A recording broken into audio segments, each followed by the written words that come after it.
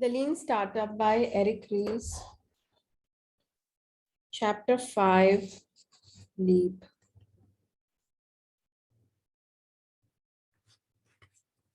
Uh, Part 2, Steer, Chapter 5, Leap. Analogs and antilogs. There is nothing intrinsically wrong with basing strategy on comparisons to other companies and industries. In fact, that approach can help you discover assumptions that are not really leaps of faith. For example, the venture capitalist Randy Komisar, whose book Getting to Plan B discussed the concept of leaps of faith in great detail, uses a framework of analogs and antilogs to plot strategy.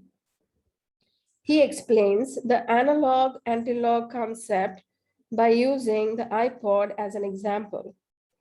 If you were looking for analogs, you would have to look at the Walkman, he says.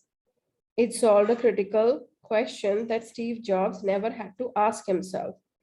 Will people listen to music in a public place without earphones? We think of that as a nonsense question today, but it is fundamental. When Sony asked the question, they did not have the answer. Steve Jobs had the answer in the analog version. Sony's Walkman was the analog. Jobs then had to face the fact that although people were willing to download music, they were not willing to pay for it. Napster was an anti-log. This anti-log had to lead him to address his business in a particular way, Commissar says. Out of these analog and anti-logs came a series of unique, unanswered questions. Those are leaps of faith that I, as an entrepreneur, am taking if I go through with this business venture. They are going to make or break my business. In the iPod business, one of those leaps of faith was that people would pay for music. Of course, that leap of faith turned out to be correct. Beyond the right place at the right time. There are many famous entrepreneurs who made millions because they seemed to be in the right place at the right time.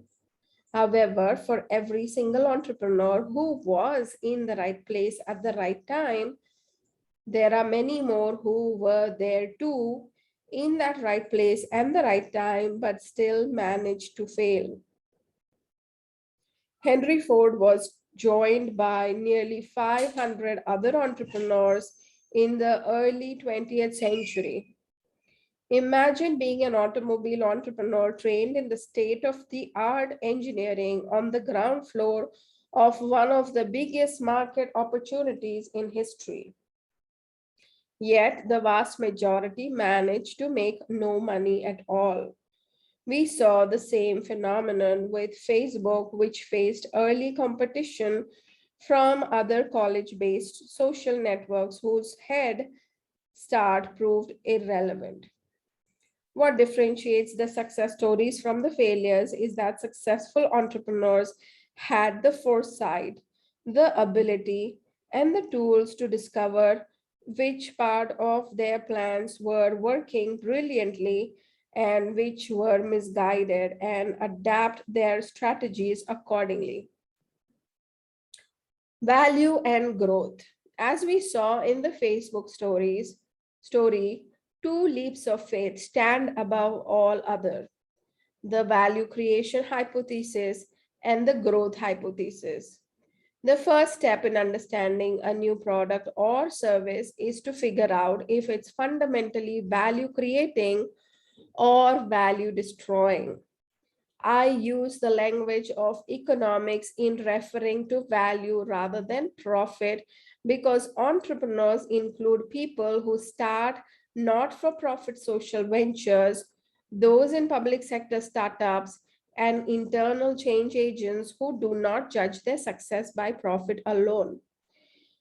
Even more confusing, there are many organizations that are widely profitable in the short term but ultimately value destroying, such as the organizers of Ponzi schemes and fraudulent or misguided companies, example Enron and Lehman Brothers. A similar thing is true for growth. As with value, it's essential that entrepreneurs understand the reason behind a startup's growth. There are many value destroying kinds of growth that should be avoided. An example would be a business that grows through continuous fundraising from investors and lots of paid advertising, but does not develop a value creating product. Some businesses are engaged in what I call success theater, using the appearance of growth to make it seem that they are successful. One of the goals of innovation accounting, which is discussed in chapter 7, is to help differentiate these false startups from true innovators. Traditional accounting judges new ventures by the same standards it used for established companies, but these indications are not reliable predictors of a startup's future prospects. Consider companies such as Amazon.com that racked up huge losses on their way to breakthrough success. Like its traditional counterpart, innovation accounting requires that a startup have and maintain a quantitative financial model that can be used to evaluate progress rigorously. However, in a startup's earliest days, there is not enough data to make an informed guess about what this model might look like. A startup's earlier strategic plans are likely to be hunch or intuition guided, and that is a good thing. To translate those instincts into data, entrepreneurs must, in Steve Blank's famous phrase, get out of the building and start learning. Thank you for listening to this Lean Startup. I will continue to read tomorrow.